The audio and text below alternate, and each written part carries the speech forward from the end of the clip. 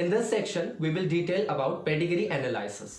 तो pedigree analysis एक ऐसा मेथड होता है जेनेटिक्स में जिसकी मदद से आप सिंपल डायग्राम्स एंड सिंबल्स की मदद से ह्यूमंस की जेनेटिक हिस्ट्री को ट्रेस करते हो और उनकी जेनेटिक इंफॉर्मेशन ह्यूमंस में कोई पर्टिकुलर जीन किस तरह से इनहेरिट होगी उसके इनहेरिटेंस के पैटर्न को आप स्टडी कर सकते हो।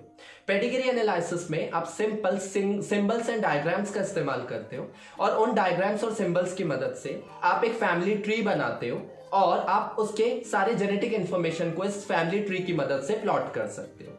तो जेनेटिक्स में पेडिग्री एनालिसिस एक एनालिटिकल मेथड होता है जो ह्यूमंस की जेनेटिक्स को स्टडी करने में और उनमें किस तरह से जीन्स इनहेरिट हो रही है उस इनहेरिटेंस को समझने के लिए आप पेडिग्री एनालिसिस का इस्तेमाल करते हो। कोई भी पर्टिकुलर डोमिनेंट या फिर रिसेसिव ट्रेट या फिर डिजीज किस तरह से एक फैमिली में रन कर रहा है और किस तरह से वो फैमिली में इनहेरिट हो रहा है उसकी स्टडी आप पेडिग्री एनालिसिस की मदद से कर सकते हो। As I mention pedigree analysis में आप कुछ सिंपल डायग्राम्स या फिर सिंबल्स का इस्तेमाल करते हैं। जैसे एग्जांपल के लिए हम एक स्क्वायर का इस्तेमाल करते हैं मेल को रिप्रेजेंट करने के लिए, एक सर्कल की मदद से फीमेल को रिप्रेजेंट करते हैं, उन दोनों के बीच में एक हॉरिजॉन्टल लाइन ड्रॉ करते हैं और दिखाते हैं कि इनके बीच में मेटिंग हुई है। तो मैं यहाँ पर आपको सारे सिंबल्स एक्सप्लेन कर दूंगा। बिफोर दैट आप यहाँ पर एक छोटा सा रिप्रेजेंटेशन देखिए। Let us say that there is a male and this male marries a female. तो ये जो स्क्वायर है ये मेल को रिप्रेजेंट कर रहा है और जो सर्कल है वो फीमेल को रिप्रेजेंट कर रहा है और इनके बीच में जो हॉरिजॉन्टल लाइन ड्रॉ करी ये इनके बीच में मेटिंग या फिर मैरिज को रिप्रेजेंट कर रही है। इसके साथ नीचे से आप एक वर्टिकल लाइन ड्रॉ करते हो जो आगे की जो प्रोजेनी जो ऑफस्प्रिंग्स होगी जो नेक्स्ट जेनरेशन होगी उसको दिखाने के लिए यूज होती है। जैसे एग्जांपल के लिए that this male marries this female, तो आपने इनके बीच में मैरिज दिखाई। एक वर्टिकल लाइन आप निकालते हो जिसके नीचे से आप बाकी के ऑफस्प्रिंग्स को शो कर सकते हो। फॉर एन एग्जांपल इस कपल के दो बेबीज होते हैं, जो पहला बेबी है वो मेल होता है और जो दूसरा है वो फीमेल होता है। तो ये इनके चिल्ड्रन हो गए। तो ये हो गया आपका पेरेंट जनरेशन, ये हो गया आपका फर्स्ट जनरेशन। फिर इसके नीचे जनरेशन आफ्टर जनरेशन आप प्लॉट करते जाओ। इसकी मदद से आप जो भी जेनेटिक डिसऑर्डर्स है या कोई भी जो ट्रेट है या कोई डिजीज है वो किस तरह से फैमिली में रन कर रहा है उसको आप समझ सकते हो और आप रिजल्ट्स को या फिर प्रोबेबिलिटीज को प्रेडिक्ट कर सकते हो। तो पेडिग्री एनालिसिस में हम बहुत सारे सिंबल्स का इस्तेमाल करते हैं, वो सिंबल्स हम लोग पहले यहाँ पे एक्सप्लेन कर देते हैं। So let us understand the symbols which are used in pedigree analysis. As I mention, अगर आप एक सिंपल स्क्वायर का इस्तेमाल कर रहे हैं so that represents a male. So the square represents a male, then a circle represents a female. अगर इस मेल और इस फीमेल के बीच में मेटिंग या फिर मैरिज होती है तो उसे हम लोग एक हॉरिजॉन्टल लाइन से दिखाते हैं। Let us say that this male marries a female. तो ये हॉरिजॉन्टल लाइन उनके बीच में मेटिंग या फिर मैरिज को रिप्रेजेंट करती है। ये सिंपल सिंबल से आप मेल फीमेल को रिप्रेजेंट करते हो और एक हॉरिजॉन्टल लाइन से इनके बीच में मेटिंग को रिप्रेजेंट करते हो। अगर इन मेल्स और फीमेल्स में कोई भी अफेक्टेड हो तो हम अफेक्टेड मेल और फीमेल को कैसे शो करते हैं? मेल के लिए भी ऑलवेज यूज अ स्क्वायर। इस स्क्वायर को आप शेड कर दीजिए। तो जो शेडेड स्क्वायर होगा, कंप्लीटली शेडेड स्क्वायर होगा, वो अफेक्टेड मेल को या फिर डिजीज्ड मेल को दिखाए। यानी अगर मान लीजिए ये मेल है which is carrying the disease, actually which is disease, वो उस डिजीज से अफेक्टेड है, उसमें वो डिजीज है, तो आप उसे शेड कर देंगे। So this shows a diseased male. इसी तरह डिजीज फीमेल को आप कैसे दिखाएंगे? सर्कल बनाइए और उसको पूरी तरह से शेड कर देंगे।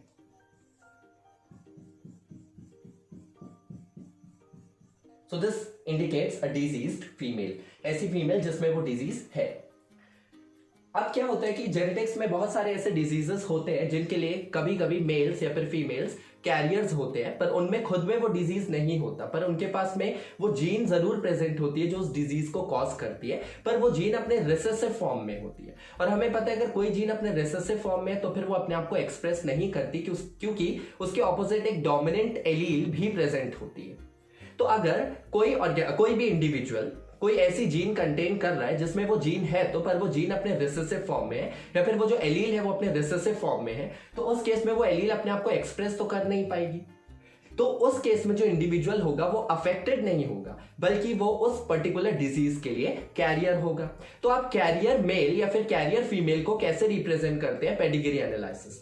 उसके लिए आप स्क्वायर बनाइए फॉर मेल और उसे हाफ शेड कर दीजिए और आप सर्कल बनाइए फॉर फीमेल और उसे भी हाफ शेड कर दीजिए। तो हाफ शेडेड स्क्वायर एक कैरियर मेल को रिप्रेजेंट करेगा और हाफ शेडेड सर्कल एक कैरियर फीमेल को रिप्रेजेंट करेगा। कैरियर मेल या फिर कैरियर फीमेल का मतलब क्या है कि उनमें वो डिजीज कॉजिंग जीन अपने रिसेसिव फॉर्म में प्रेजेंट है, पर वो एक्सप्रेस नहीं होगी क्योंकि वो रिसेसिव फॉर्म में है। तो वो इंडिविजुअल ऑर्गेनिज्म उस जीन को कैरी तो कर रहा है, इसलिए वो उस जीन का कैरियर है, मगर उसमें वो डिजीज एग्जिबिट नहीं हो रहा है, या फिर उसमें वो जो फिनोटाइप है डिजीज जो है वो दिखाई नहीं देगा क्योंकि जो डिजीज कॉजिंग जीन है वो अपने रिसेसिव फॉर्म में। तो उस केस में इंडिविजुअल क्या होगा? कैरियर। तो उसे आप कैसे दिखाएंगे? Half shaded square represents a carrier male and half shaded circle represents a carrier female.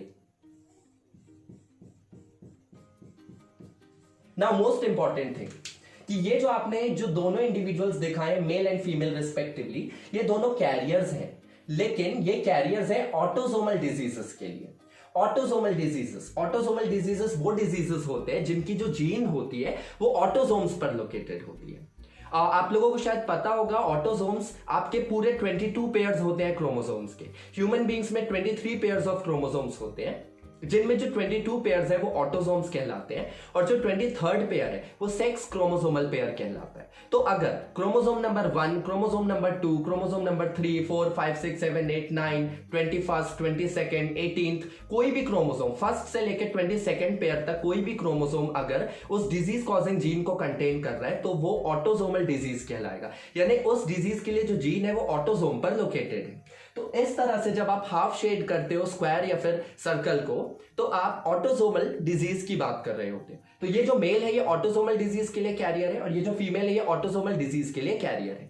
अगर आप सेक्स क्रोमोसोमल डिसऑर्डर्स की बात करो जिनकी जो जीन है वो सेक्स क्रोमोसोम पर लोकेटेड होती है तो उस तरह के डिजीजेस को हम लोग सेक्स लिंक्ड या फिर एक्स लिंक्ड डिजीज कहते हैं। अगर उस डिजीज के लिए जो जीन है वो एक्स क्रोमोसोम पर लोकेटेड होगी तो वो एक्स लिंक्ड डिजीज होगा, पर क्योंकि एक्स क्रोमोसोम भी एक सेक्स क्रोमोसोम होता है आप उसे सेक्स क्रोमोसोमल डिजीज कहते हो और जो जीन होती है वो सेक्स क्रोमोसोम पर लोकेटेड होती है। तो उसके लिए अगर आपको कैरियर मेल या फिर कैरियर फीमेल को दिखाना है तो फिर आप स्क्वायर के अंदर एक डॉट बनाओगे to represent a carrier male for sex chromosomal disorder और सर्कल के अंदर एक डॉट बनाओगे to represent a carrier female for sex chromosomal disorder. तो अगर ऑटोसोमल डिसऑर्डर की आप बात कर रहे हो तो फिर आप यहां पर क्या बनाते हो? स्क्वायर बनाते हो जो हाफ शेडेड है मेल के लिए और सर्कल बनाते हो जो हाफ शेडेड है फीमेल के लिए। लेकिन अगर आप सेक्स क्रोमोसोमल डिजीज की बात करो और अगर आप उसके लिए किसी कैरियर की बात कर रहे हो तो आप सर्कल के अंदर एक डॉट बनाएंगे और स्क्वायर के अंदर एक डॉट बनाएंगे फीमेल एंड मेल के लिए रिस्पेक्टिवली, यानी कुछ इस तरह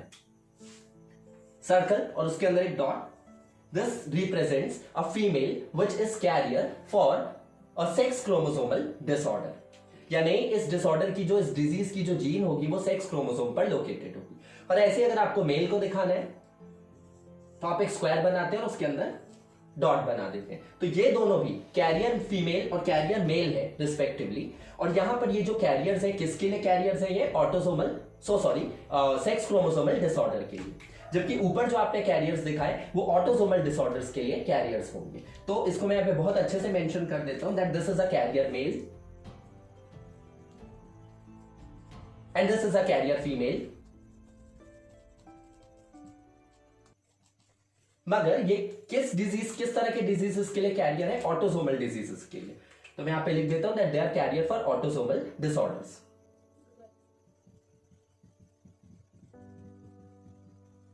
और नीचे के कंडीशन में ये भी कैरियर फीमेल है ये भी कैरियर मेल है मगर सेक्स क्रोमोसोमल डिसऑर्डर्स के लिए। So let us write that down. This is carrier female and this is carrier male मगर और सेक्स क्रोमोसोमल डिसऑर्डर्स के लिए। और you can call it as X linked. अगर आप सेक्स क्रोमोसोमल डिसऑर्डर्स की बात करते हो तो हमें पता है सेक्स क्रोमोसोम्स फीमेल्स में जो दो होते हैं वो होते हैं एक्स एंड एक्स, जबकि वही सेक्स क्रोमोसोम्स जो मेल्स में होते हैं वो होते हैं एक्स एंड वाई, यानी you are talking about the 23rd pair of chromosome जो ह्यूमंस में प्रेजेंट होता है। तो मेल के लिए वो एक्स एंड वाई है और फीमेल के लिए एक्स एंड एक्स है। तो जो जीन होगा अगर एक्स क्रोमोसोम पर लोकेटेड होगा, वो डिजीज कॉजिंग जीन अगर एक्स क्रोमोसोम पर लोकेटेड है तो आप उसे एक्स लिंक्ड डिसऑर्डर बोलोगे। वही जीन अगर Y क्रोमोसोम पर लोकेटेड है तो आप उसे Y लिंक डिसऑर्डर भी बोल सकते हो। टुगेदर मेनली आप उन्हें सेक्स क्रोमोसोमल डिसऑर्डर्स कहते हो, क्योंकि उनके लिए जो जीन होती है वो सेक्स क्रोमोसोम पर लोकेटेड होती है, इसलिए आप इन्हें सेक्स क्रोमोसोमल डिसऑर्डर्स कहते हो। पर ज्यादातर जो डिसऑर्डर्स है वो एक्स लिंक ही होते हैं, माने जो जीन है वो एक्स क्रोमोसोम पर प्रेजेंट होती है। So let's write that these are the carriers for sex chromosomal disorders.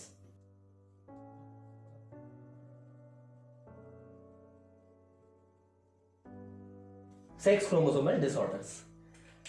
ऊपर वाले में मेंशन कर देते हैं that the square represents a male and the circle represents a female. Circle represents a female.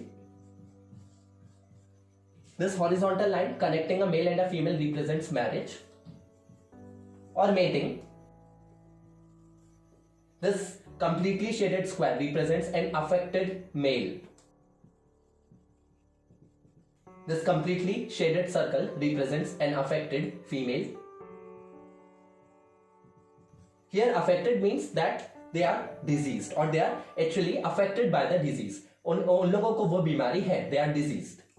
तो these are some common symbols. अब इससे related other important symbols हम लोग वो भी डिटेल कर देते हैं। Sometimes when we are plotting the pedigree, we don't know the sex of the individual. That is, the sex is unspecified. We don't know the gender. For an example, like अगर आप किसी का pedigree history plot करने की कोशिश कर रहे हो, आप किसी का पेडिग्री एनालिसिस कर रहे हो किसी ह्यूमन बीइंग का, लेट अस से ऑफ अ फीमेल जो कि प्रेग्नेंट है और तुम्हें नहीं पता है कि जो जेंडर है, जो वूम के अंदर जो एम्ब्रियो डेवलप हो रहा है उसका जेंडर क्या है, तो हम उसे डायगोनल एक क्लब शेप के स्ट्रक्चर से रिप्रेजेंट करते हैं, which shows that the sex is unspecified. Diamond shape के एक स्ट्रक्चर से हम उसे रिप्रेजेंट करते हैं, तो वो मैं यहां पे दिखा देता हूं इस तरह का structure. This indicates that the sex of the individual is unspecified.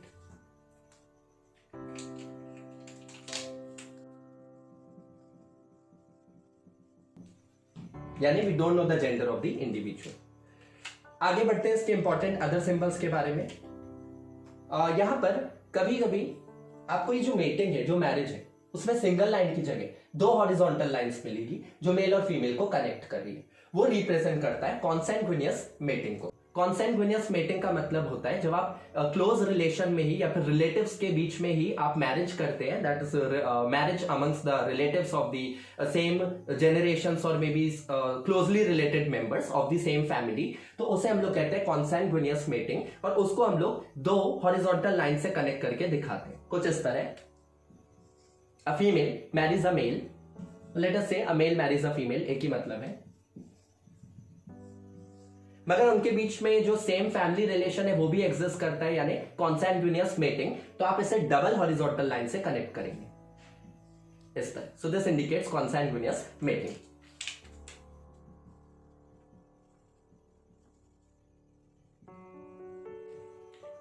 आगे कभी कभी हम अडॉप्टेड इंडिविजुअल्स की भी बात करते हैं। जब हम लोग पेडिग्री एनालिसिस करते हैं तो इट इज ऑब्वियस कि अगर कोई इंडिविजुअल अडॉप्टेड है तो फिर उसकी जो फैमिली हिस्ट्री होगी और उसका जो फैमिली ट्री होगा वो किसी दूसरे बैकग्राउंड का है, तो उसके लिए हम लोग अडॉप्टेड वहां पर मेंशन करते हैं। सिंबल की मदद से हम कैसे दिखाएंगे, अगर मेल अडॉप्टेड है तो आप स्क्वायर बनाएंगे और उसको ब्रैकेट के अंदर डाल देंगे। सिमिलरली अगर फीमेल अडॉप्टेड है तो सर्कल बनाएंगे, उसको ब्रैकेट के अंदर डाल देंगे। और कभी कभी हम अंदर ए भी लिख देते हैं टू इंडिकेट अडॉप्टेड, कुछ इस तरह। So this indicates an adopted male and this indicates an adopted female. अगर हम कभी पेडिग्री एनालिसिस कर रहे हैं किसी ऐसे इंडिविजुअल फीमेल का जो ऑलरेडी प्रेग्नेंट है, तो उसके लिए हम लोगों को प्रेगनेंसी दिखानी होती है, तो हम क्या करते हैं, ऐसा ही एक डायमंड शेप का स्ट्रक्चर बनाकर उसके अंदर पी लिख देते हैं, विच इंडिकेट्स प्रेगनेंसी इस तरह से। So this indicates pregnancy. अब इसमें कुछ और अदर इंपॉर्टेंट सिंबल्स भी हैं, लाइक फॉर एन एग्जांपल आप किसी की पेडिग्री एनालिसिस कर रहे हो, आप उसकी फैमिली हिस्ट्री या फिर जेनेटिक हिस्ट्री ट्रेस करने की कोशिश कर रहे हो और उसमें कोई जो प्रीवियस मेंबर्स हैं वो मर चुके हैं या कोई भी करंट मेंबर है जो मतलब उसकी डेथ हो गई है, दैट इंडिविजुअल इज डिसीज्ड, माने वो डेथ उसकी हो चुकी है, तो उसे आप कैसे दिखाएंगे। मेल के लिए सिंबल है स्क्वायर, स्क्वायर बनाकर उसे बीच से काट दीजिए डायगोनल लाइन से। So this indicates a diseased male and this indicates a diseased female. Deceased माने which are dead. हम डिजीज्ड की बात नहीं कर रहे हैं, डिजीज नहीं बोल रहे, DECEASE, डिसीज, डिसीज्ड माने विच आर डेड। तो this indicates a diseased male, this indicates a diseased female. Diseased means that they are dead. कभी कभी हम इसमें चाहे तो एज भी साथ में दिखा देते हैं, तो एज दिखाने के लिए हम क्या करते हैं कि यहां पर हम लोग डी लिख करके उसके आगे एज लिख देते हैं। जैसे फॉर एन एग्जांपल ये मेल है और ये 45 की एज में इसकी डेथ हो गई, तो आप लिखेंगे डी और 45। मान लीजिए जो फीमेल है इसकी डेथ 65 की एज में हुई, तो आप लिखेंगे डी एंड 65। तो ये कुछ और इंपॉर्टेंट सिंबल्स हैं जो हम पेडिग्री एनालिसिस में यूज करते हैं। आगे क्या होता है कि आप जेनरेशंस जो है, जनरेशन आफ्टर जनरेशन, आप इस पेडिग्री एनालिसिस की मदद से दिखा सकते हो। उसके लिए एक छोटा सा इलस्ट्रेशन देखिए। Let us say that there is a male who marries a female और उनके 3 बच्चे होते हैं। तो वो आप क्या करोगे, ये जो वर्टिकल लाइन है इसी से एक हॉरिजॉन्टल लाइन निकालोगे, सॉरी ये जो हॉरिजॉन्टल लाइन है इसी से आप एक वर्टिकल लाइन निकालोगे और आप नीचे जितने भी ऑफस्प्रिंग्स हुए हैं, जितने भी बच्चे हुए हैं, उनको आप आगे की लाइंस में कनेक्ट करके दिखाओगे कुछ इस तरह से कि मान लीजिए this man marriage this women और इनके 3 बच्चे होते हैं। First one is a male, second one is a female, third one is again a male. तो ये इसी सीक्वेंस में हुआ, जो पहला बेबी हुआ वो मेल, सेकेंड फीमेल और थर्ड फिर से मेल। तो इसी सीक्वेंस में आप इसे प्लॉट करते हो। अब मान लीजिए ये तो आपका हो गया फर्स्ट जनरेशन। अब ये जो मेल है, फर्स्ट जनरेशन का ये जो मेल है, ये किसी फीमेल से शादी करता है फॉर एन एग्जांपल, तो आप इसी के आगे इसकी शादी दिखा सकते हो with the help of this horizontal line. और इनके जो बेबीज होंगे उनको आप उसके नीचे फिर भी आगे दिखा सकते हो। मान लीजिए इसकी 2 बेटियां होती है for an example 2 girl child, तो उन्हें आप इस तरह से दिखा सकते हो। फिर आगे मान लीजिए ये जो फीमेल है ये किसी मेल से शादी करती है और फिर इनके मान लीजिए इनका एक बेबी होता है या इनके 2 बेबीज होते हैं, एक मेल होता है और एक फीमेल होता है, तो आप उसे इस तरह से दिखा सकते हो। तो इस तरह से हम लोग पूरी फैमिली हिस्ट्री को ट्रेस कर सकते हैं पेडिग्री एनालिसिस की मदद से। तो वो जो जनरेशन आफ्टर जनरेशन आपको जो जनरेशंस दिखानी होती है वो आप कैसे दिखाते हो, वो जो आपने हॉरिजॉन्टल लाइन निकाली थी जो मेल और फीमेल को कनेक्ट कर रही थी, उसके नीचे से एक वर्टिकल लाइन हम लोग निकालते हैं। तो वो हम लोग किसके लिए, किस चीज को रिप्रेजेंट कर रहे हैं उसकी मदद से, जनरेशन को। तो वो हम ऐसे दिखा सकते हैं that this female marriage a male और इनके 3 बेबीज होते हैं। तो एक्चुअली ये जो आपने यहाँ पर ये जो लाइन दिखाया हुआ है ये दिखाता है किसको, जनरेशन को। तो इस तरह से आप जनरेशंस दिखाते हो। अब मान लीजिए कि किसी इंडिविजुअल कपल को ट्विंस होते हैं, तो ट्विंस भी हमें पता है 2 टाइप के होते हैं, identical and non identical. Identical twins वो होते हैं जो एक जैसे दिखाई देते हैं, वो मोनोजाइगोटिक होते हैं क्योंकि वो एक ही जाइगोट के 2 में स्प्लिट होने की वजह से डेवलप होते हैं।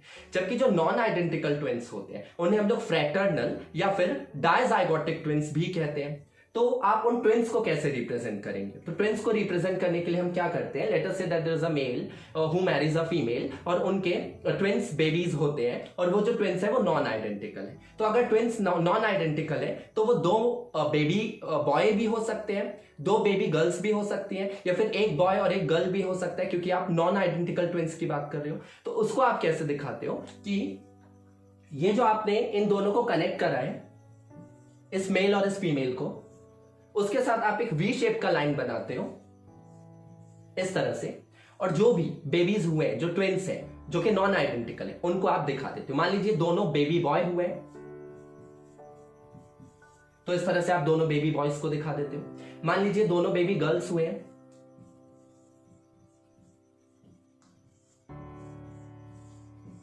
तो इस तरह से आप रिप्रेजेंट कर सकते हो। और मान लीजिए एक बॉय और एक गर्ल हुआ है, तो फिर हुई है सॉरी, तो उसको आप कैसे रिप्रेजेंट करोगे,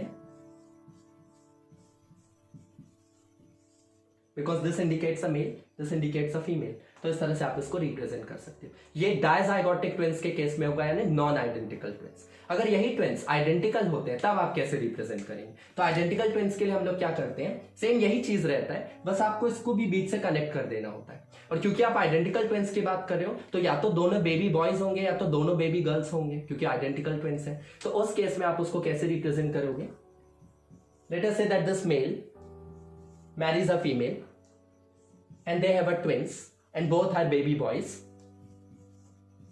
और ये जो ट्विंस है ये आइडेंटिकल है यानी मोनोजाइगोट है। तो आप इस लाइन को भी कनेक्ट कर दोगे। This indicates monozygotic twinning.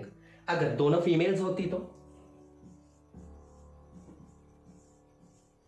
इस तरह से आप उसको रिप्रेजेंट करोगे। तो ये दिखाता है डायजाइगोटिक ट्विनिंग को और ये दिखाता है मोनोजाइगोटिक ट्विनिंग को। तो these are some of the most important symbols which are most commonly used in pedigree analysis. So the important points regarding pedigree analysis have been mentioned. Let us go through them. Pedigree analysis एक ऐसा analytical method होता है जिसकी मदद से आप human genetics को study करते हो। आप ये स्टडी कर सकते हो कि जीन्स किस तरह से इनहेरिट हुई है from parents to offsprings and then to next generation and so on. आप उन जीन्स की जो इनहेरिटेंस की पैटर्न है उसको प्रेडिक्ट कर सकते हो, उसकी प्रोबेबिलिटीज को समझ सकते हो। अब पेडिग्री एनालिसिस में हम सिंपली एक जेनेटिक रिप्रेजेंटेशन करते हैं किसी फैमिली ट्री का यूजिंग सिंबल्स एंड डायग्राम्स। तो हम पेडिग्री एनालिसिस में एक जेनेटिक रिप्रेजेंटेशन कर रहे हैं। तो बेसिकली पेडिग्री एनालिसिस एक जेनेटिक रिप्रेजेंटेशन है किसी भी फैमिली की फैमिली ट्री का एक जेनेटिक रिप्रेजेंटेशन, जिसमें आप सिंबल्स एंड डायग्राम्स का इस्तेमाल करते हो ये समझने के लिए कि कोई भी पर्टिकुलर ट्रेट माने कोई भी कैरेक्टर या फिर कोई भी पर्टिकुलर डिजीज किस तरह से इनहेरिट हुआ है थ्रू जनरेशंस या from one generation to another generation. इस तरह से आप सेवरल जनरेशंस तक किस तरह से कोई ट्रेट यानी कोई भी कैरेक्टर या फिर कोई भी डिजीज ट्रांसमिट हो रहा है या फिर इनहेरिट हो रहा है, उसकी स्टडी आप इस पेडिग्री एनालिसिस की मदद से कर सकते हो। उसके रिजल्ट्स और प्रोबेबिलिटीज को आप प्रेडिक्ट कर सकते हो। पेडिग्री एनालिसिस शो करता है फैमिली मेंबर्स के बीच की रिलेशनशिप को। जैसे हमने यहाँ पर कुछ एग्जांपल्स लिए थे that this male marriage this female, then they have 3 children, first one is a female, other one is a male, then again there is a female and so on. फिर उसके बाद जो नेक्स्ट जनरेशन हुआ उससे जो 2 females है वो पैदा हुई एंड सो ऑन। तो आप ऑर्गेनिजम्स जो ह्यूमन इंडिविजुअल्स हैं किसी भी एक फैमिली के, उनके बीच के रिलेशनशिप्स को भी आप एस्टेब्लिश कर सकते हो। So it is important that pedigree analysis shows the relationship between the family members और वो ये भी इंडिकेट करता है कि कौन सा इंडिविजुअल डिसीज्ड है, मतलब कौन सा इंडिविजुअल डिजीज दिखा रहा है या कौन से इंडिविजुअल में वो बीमारी है, या फिर कोई भी पर्टिकुलर कैरेक्टर भी किसी इंडिविजुअल में कैसे आया हुआ है, उसको भी आप पेडिग्री एनालिसिस की मदद से समझ सकते हो। और अगर इंडिविजुअल डिजीज्ड नहीं हो बल्कि वो अगर किसी डिजीज का कैरियर हो तो फिर उस केस में आप उस ऑर्गेनिज्म की या उस ह्यूमन की उस जेनेटिक हिस्ट्री को ट्रेस कर सकते हो ये समझने के लिए कि कैसे किस तरह से ये जो डिजीज है या फिर जो ट्रेट है वो किसी इंडिविजुअल ह्यूमन में आया है। यहां पर देखिए कैरियर के लिए आपके पास कुछ एग्जांपल्स है। जैसे मोस्ट कॉमन एग्जांपल हमारे पास में हीमोफीलिया का, पर यहां पर जेनेटिक्स के कुछ एग्जांपल्स, कुछ डायग्राम्स और प्रॉब्लम्स, क्वेश्चंस सॉल्व करने से पहले हमें यह समझना पड़ेगा कि genetic disorders, Mendelian disorders, chromosomal disorders क्या होते हैं और किस तरह से हम लोग जेनेटिक्स में जेनेटिक डिसऑर्डर्स को स्टडी करके उनको समझते हैं और उनके इनहेरिटेंस के पैटर्न को समझते हैं। पेडिग्री एनालिसिस की मदद से आप उन जेनेटिक डिसऑर्डर्स को, उनके इनहेरिटेंस के पैटर्न को प्रेडिक्ट कर सकते हो और कोई भी जो अपकमिंग जनरेशंस के जो मेंबर्स होंगे उनमें वो डिजीज कितने परसेंटेज होंगे, कितनी प्रोबेबिलिटीज होगी उस डिजीज के दिखने की, वो सारी चीजें आप पेडिग्री एनालिसिस की मदद से प्रेडिक्ट कर सकते हो या प्लॉट कर सकते हो। ये जो पेडिग्री एनालिसिस है it is used to represent simple dominant and recessive traits. अब जैसे आप यहां पर सिर्फ डिजीजेस की बात नहीं कर रहे, आप ट्रेट्स की भी बात कर रहे हो। जैसे एग्जांपल के लिए ट्रेट होता है अपना ये ईयर लोब्स के बारे में, whether the ear lobes are free और आर दे फ्यूज्ड। 2 तरह के ईयर लोब्स मेनली मिलते हैं, मेनली 2 तरह के, either it is fused like this और इट इज फ्री। तो ये जो ईयर लोब्स है या तो फ्यूज्ड होते हैं या तो फ्री होते हैं, तो वो एक ट्रेट है, it's a genetic trait. Tongue rolling, कुछ लोग अपने टंग को रोल कर सकते हैं, कुछ लोग नहीं कर सकते। Tongue rolling is also a genetic trait. इसी तरह से बहुत सारे जेनेटिक डिजीजेस भी होते हैं जैसे haemophilia, sickle cell anaemia, then you have many kind of chromosomal disorders जैसे Klinefelter syndrome, Turner syndrome and so on. तो उनकी स्टडी जो होती है, जो जेनेटिक डिसऑर्डर्स है और जो क्रोमोसोमल डिसऑर्डर्स है, उनकी स्टडी भी और उनकी जो प्रोबेबल जो इनहेरिटेंस की जो पैटर्न है उसको आप पेडिग्री एनालिसिस की मदद से प्लॉट कर सकते हो। ये सारे इंपॉर्टेंट पॉइंट्स है पेडिग्री एनालिसिस के बारे में। This is sort of definition कि एक जेनेटिक रिप्रेजेंटेशन है किसी भी फैमिली ट्री का जो डायग्राम्स एंड सिंबल्स की मदद से दिखाया जाता है, जिसमें आप ये समझ सकते हो कि कोई भी ट्रेट या फिर कोई भी डिजीज किस तरह से इनहेरिट हुआ है जनरेशन आफ्टर जनरेशन। और यहां पर कुछ अदर सिंबल्स और हैं इन सारे सिंबल्स के अलावा।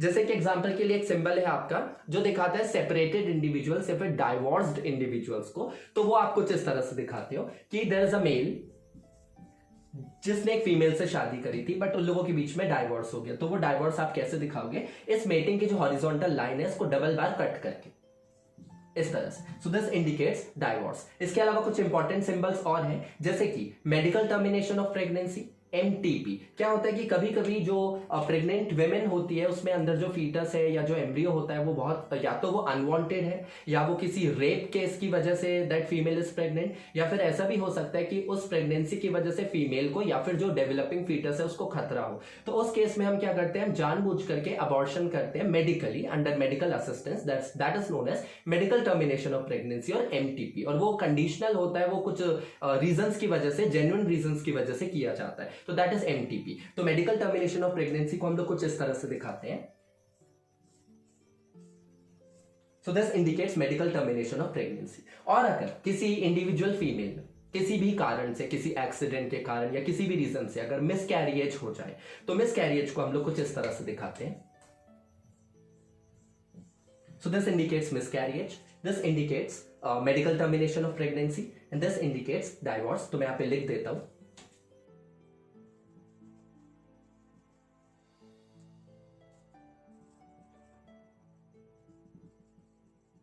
So this indicates divorce. This indicates medical termination of pregnancy, which is MTP.